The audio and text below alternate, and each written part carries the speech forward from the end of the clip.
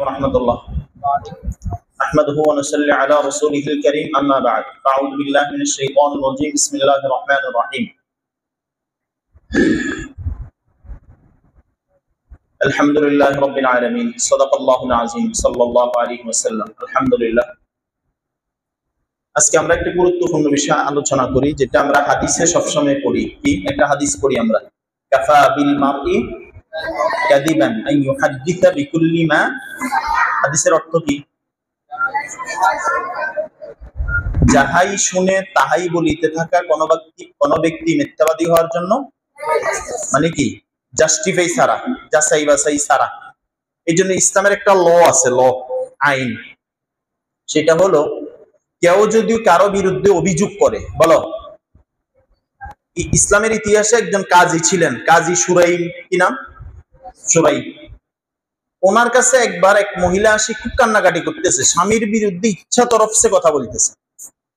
উনি বলতেছেন যে আলী রাদিয়াল্লাহু তাআলার সাথে ছিলেন, বললেন যে এই মহিলা তো সত্যি বলতেছে, কান্নাকাটি করতেছে, আপনি এর পক্ষে বিচার করে দেন। তখন তৎকালীন কাজী বললেন যে না, মহিলা মানুষ কান্নাকাটি করে বলতেছে, ঠিক আছে, আমি তার পক্ষের রায় দেওয়ার আগে তার স্বামীর বক্তব্য নিতে হবে।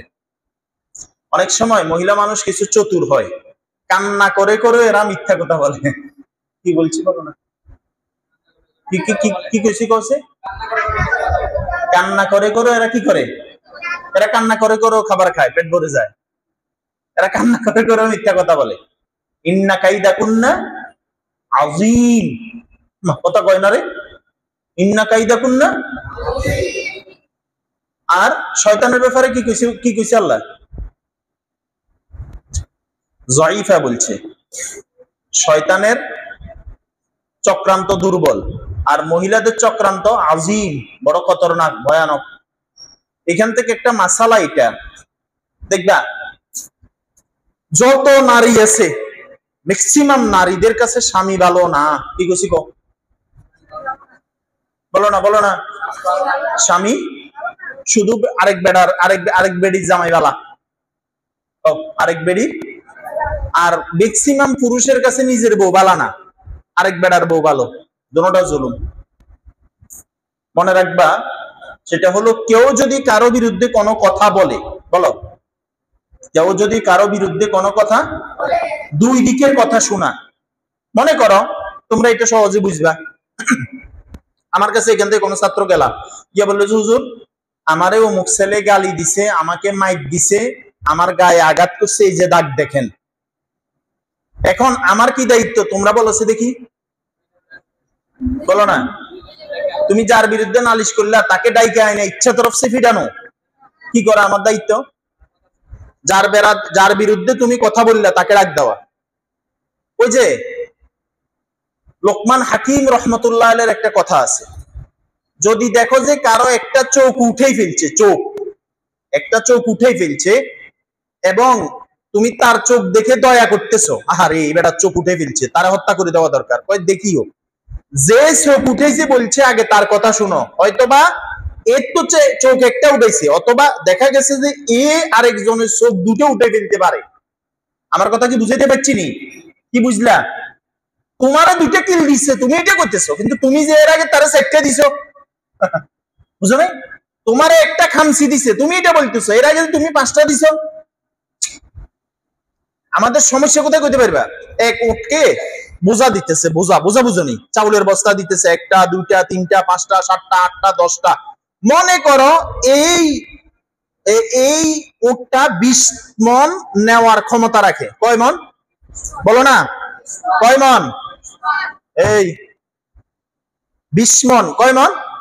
আচ্ছা, 20 মন চাউল তার কাঁধের উপরে দেওয়ার পরে আর 2-3 কেজি চাউল বাকি আছে। কয় কেজি? সবাই বলো না। তুমি চিন্তা করলে কি এই 2-3 কেজি চাউল আর দিলে কি সমস্যা? আমার কথা বুঝতেছ না? দিছো কয় মন? সবাই বলো না।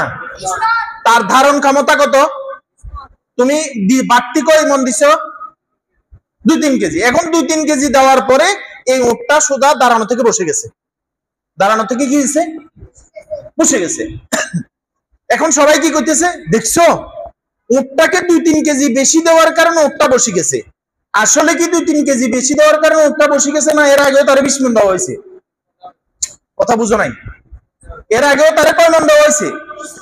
20 মণ দেওয়া হয়েছে, কিন্তু দিতে দিতে দিতে তার সীমানা অতিক্রম করে 2-3 কেজি বাড়তি দেওয়া হয়েছে।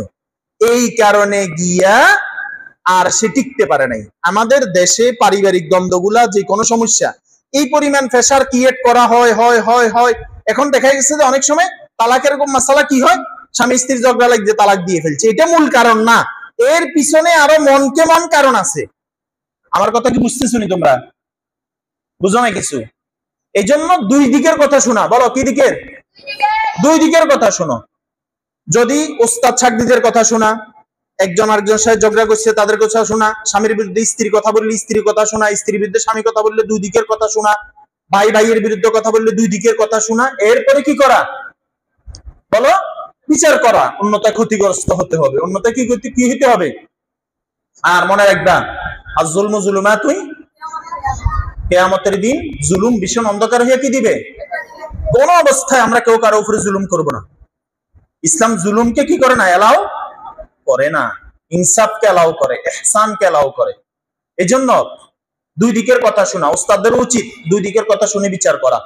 ছাত্রদেরও উচিত যখন তুমি কথা বলবা সত্যিটা বলবা, বাড়াই না বলা, কমাই না বলা, একজনকে দোষ দিয়ে না বলা।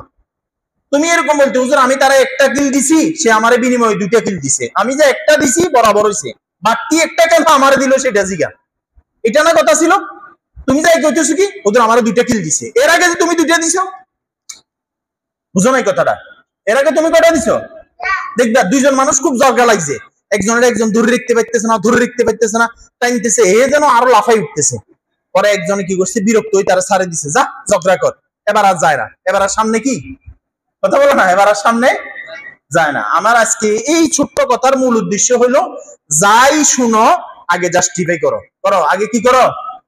জাস্টিফাই করো, যাচাই বাছাই করো। কেউ কারো কোনো কথা শুনলে সাথে সাথে দোষারোপ কি কর না করা, তাকে অপরাধী বানাই না দেওয়া।